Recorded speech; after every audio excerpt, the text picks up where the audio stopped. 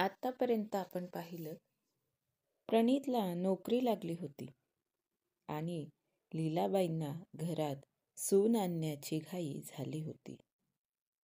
त्यांनी सर्व नातेवाईकात फोन करून प्रणीतसाठी स्थळं बघायला सुरुवात करायला लावली होती.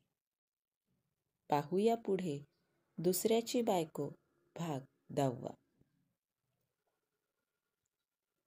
बोला वंस, कसा काय फोन केलात? एक दिवस लीलाबाई फोनवर बोलत होत्या. श्यामरावांच्या बहिणीचा ताराबाईंचा फोन आला होता. वहिनी, श्यामभाऊंचा फोन आला होता. प्रणीतसाठी स्थळं बघायला सुरुवात केली म्हणे. ताराबाई म्हणाल्या. हो, आता चांगली नोकरी लागली आहे, तर लग्नाचा बार उडवून टाकू म्हटलं. लीलाबाई म्हणाल्या.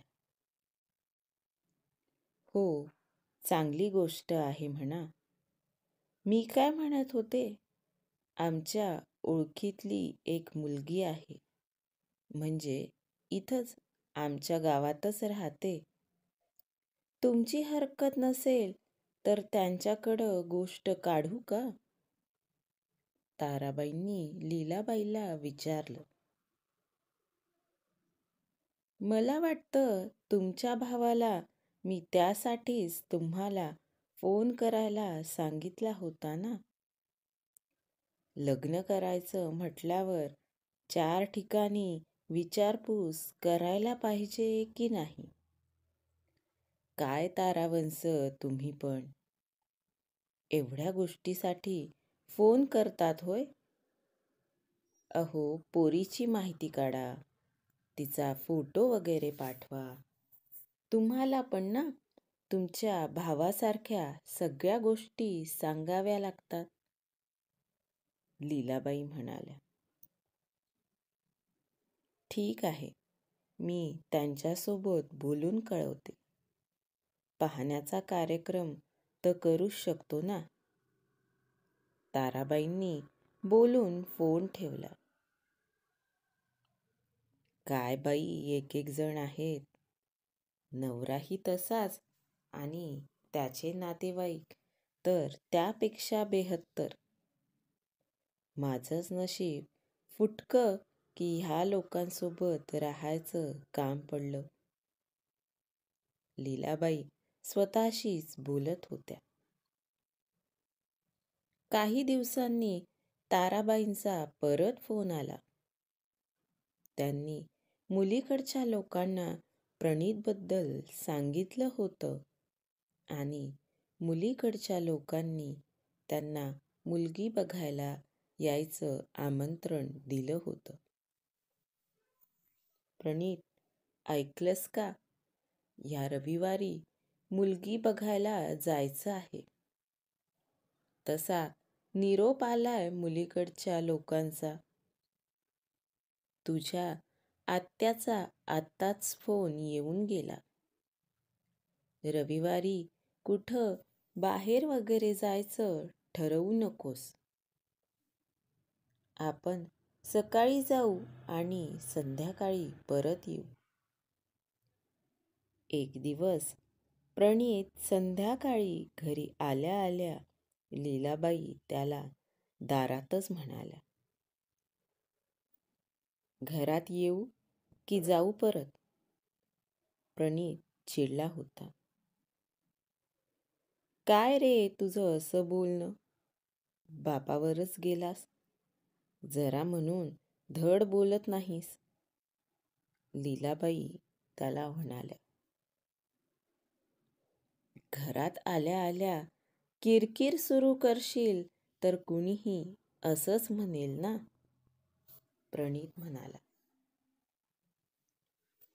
तुझ्याच लग्नाचं बोलत होते ना, किरकिर वाटते तुला? लीलाबाई म्हणाल्या. मग किरकिर नाही तर काय? एखाद्या मुलीच्याही एवढं मागं लागत नसेल कुणी. प्रणित म्हणाला. आईला मुलगा आणि मुलगी सारखेच असतात, कळलं? लीलाबाई त्याला म्हणाल्या. असं काही नसतं. तुला जे करायचं असतं तू तेच करतेस, प्रणित म्हणाला. जसं काही मलाच लग्न करायचं आहे, लीलाबाई म्हणाल्या. हे बघ, ते मला माहीत नाही. माझं रविवारी जमणार नाही, प्रणित म्हणाला. रविवारी सुट्टीच असते ना, मग न जमायला काय झालं? मी तुझ्या आत्याला सांगितलं आहे की आम्ही येतोय. माझ्या शब्दाला काही किंमत आहे की नाही? लीलाबाई म्हणाल्या आणि तणतणातच आतल्या रूममध्ये गेल्या. मी काय म्हणतो, एकदा जाऊन मुलगी तर बघून ये. आवडली नाही तर नाही म्हण. तू होकार भरल्याशिवाय तुझं लग्न लावून देणार नाही कुणी. मुलगी बघून येईपर्यंत घरात शांतता तरी राहील. श्यामराव हळूच म्हणाले. प्रणितनं डोक्यावर हात मारला. बघता बघता शनिवारचा दिवस उजाडला. रविवारी मुलगी बघायला जायचं म्हणून मीनाक्षी आणि ममता शनिवारीच मुक्कामी आल्या होत्या. आई, फोटो तर दाखव त्या मुलीचा, ममता लीलाबाईंना म्हणाली. तिघी मायलेकी आतल्या खोलीत गाद्या घालून झोपल्या होत्या. नाही पाठवला तुझ्या आत्यानं, लीलाबाई म्हणाल्या. का ग? मीनाक्षीनं विचारलं. जाऊ दे ना, नाही पाठवला तर. उद्या जातोय ना मुलगी बघायला. झोपा बरं आता. सकाळी लवकर उठून पटापट आवरावं लागेल. लीलाबाई दोघींना म्हणाल्या आणि झोपल्या. ममता आणि मीनाक्षी दोघी बराच वेळ बोलत बसल्या होत्या. काय बाई, नुसती मुलगी बघायला जायचं म्हटलं तर ह्यांच्या तयाऱ्या होत नाहीत. लग्नात कसं करतील काय माहिती. म्हणायला 2 मुली आहेत, पण एखादी सुद्धा एखाद्या कामाला मदत करणार नाही. मीच सगळं खपून करते. रविवारी सकाळी उठल्यापासून लीलाबाईंची एकीकडं लगीनघाई आणि एकीकडं चिडचिड सुरू होती. मीनाक्षी आणि ममता दोघीही तयारी करत होत्या. पंजाबी ड्रेस घालून दोघी तयार झाल्या. अगं हे काय? लीलाबाई दोघींकडं बघून अक्षरशः ओरडल्याच. का बरं? काय झालं? मीनाक्षीनं त्यांना विचारलं. अगं ड्रेस का घातलात? साडी नेसायची ना, लीलाबाई म्हणाल्या. आई, आपण मुलगी बघायला जातोय. आम्हाला बघायला कुणी येणार नाहीये, ममता म्हणाली. फुटकं माझं नशीब. अगं, तुम्ही साड्या नेसल्या तर मला अभिमानानं सगळ्यांना सांगता येईल की माझ्या मुली किती संस्कारी आहेत आणि त्यामुळं आपली वेगळीच छाप पडेल.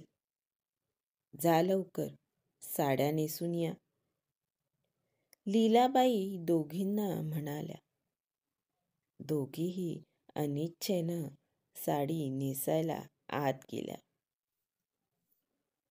संस्कार असे दाखवावे लागतात माहीतच नव्हतं. श्यामराव लीलाबाईंना ऐकू जाईल अशा आवाजात म्हणाले, तुम्हाला काय कळतंय? तुम्ही गप्प बसा. आणि आम्हाला तिकडं जायला गाडी सांगायला लावली होती. अजून ना तुमची गाडी आली ना त्या गाडीचा ड्रायव्हर. लीलाबाई म्हणाल्या. 9 वाजता बोलवलं होतं त्याला. आता 8च वाजले. तो येईल 9 वाजता. तोपर्यंत चहा नाश्त्याचं बघा जरा. श्यामराव खोचकपणे म्हणाले,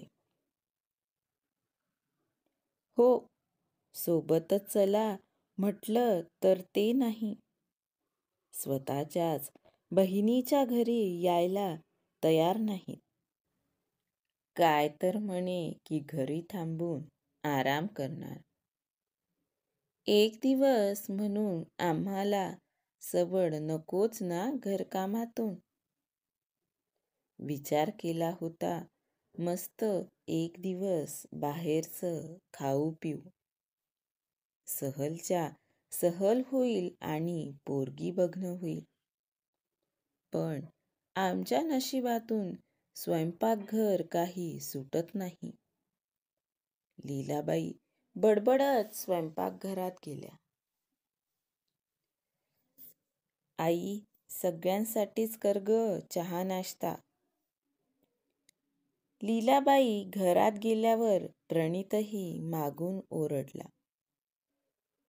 हो, करते. लीलाबाई अजूनच चिडल्या. सगळ्यांचा चहा नाश्ता आटोपून 9:30 वाजता प्रणित, लीलाबाई, मीनाक्षी आणि ममता मुलगी बघण्यासाठी निघाले.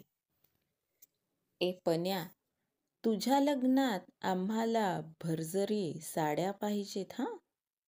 मी आताच सांगून ठेवते. गाडी रस्त्याला लागली आणि मीनाक्षी प्रणितला म्हणाली, मी का घेऊ तुम्हाला साड्या? प्रणित म्हणाला, तू नाही घेणार तर कोण घेणार? आता चांगली नोकरी पण लागलीये की. ममता म्हणाली, म्हणून मग काय तुमच्यावर पैसे उडवू? प्रणित म्हणाला, बहिणीला कपडे लत्ते घेणं म्हणजे पैसे उडवणं असं असतं होय रे? मी घेईल हा दोघींनाही चांगली साडी. लीलाबाई म्हणाल्या. इथं अजून कशातच काही नाही आणि हा लगेच दुकानात खरेदी करायला गेल्याही. प्रणित म्हणाला. हो मग, आमच्या एकुलत्या एका भावाचं लग्न असणार ना. मी तर बाई मस्त कटवर्कवाल्या, टिकलीवर्कवाल्या अशा पार्टीवेअर साड्या घेईन. ममता म्हणाली. ममे, अगं लग्नात ना काठापदराच्या साड्या जास्त चांगल्या दिसतात. आपण तशाच घेऊ. मीनाक्षी म्हणाले. हो ग, मी हळदीसाठी पिवळी, मेहंदीसाठी हिरवी, लग्नासाठी जांभळी आणि सीमंती पूजनाला राणी कलरची अशा साड्या घेणार आहे. लीलाबाईही त्यात सामील झाल्या. त्यांचं बोलणं ऐकून प्रणितनं डोक्यावर हात मारला. या बायकांना जस्ट इम्पॉसिबल आहेत. अजून कशातच काही नाही आणि ह्यांचे स्वप्नांचे इमले बघा चढतच आहेत वरवर. आत्याचं घर येईपर्यंत ह्या तिघी माझ्या न झालेल्या लेकराचं बारसंही करून मोकळ्या होतील बहुतेक. प्रणीत पुटपुटला. तेवढ्यात ड्रायव्हरनं कचकचून ब्रेक दाबला. का हो ड्रायव्हर भाऊ, काय झालं? लीलाबाई ड्रायव्हरला म्हणाल्या. टायर पंक्चर झालंय, ड्रायव्हर म्हणाला. तुम्हाला कसं कळलं? तुम्ही तर गाडी चालवत होतात ना? लीलाबाई म्हणाल्या. आई, ड्रायव्हर आहे तो, त्याला तेवढं कळत असेल ना. चला उतरा खाली, प्रणीत म्हणाला. आम्ही काय करणार खाली उतरून, ममता म्हणाली. आणि प्रणीतनं रागानं तिच्याकडं पाहिलं. एवढं लगेच रागात बघायची गरज नाही, उतरतो आम्ही, मीनाक्षी म्हणाली. सगळेजण गाडीच्या खाली उतरले. ममे, याला म्हणतात नकटीच्या लग्नाला 1700 विघ्न, मीनाक्षी म्हणाली आणि दोघी बहिणी फसकन हसल्या. लीलाबाई मात्र दोघींकडं रागानं पाहू लागल्या. काय होईल पुढं? पाहूया पुढच्या भागात. आजचा भाग कसा वाटला कमेंट करून नक्की सांगा आणि पुढच्या भागांच्या अपडेटसाठी चॅनलला सबस्क्राईब करायला विसरू नका. धन्यवाद.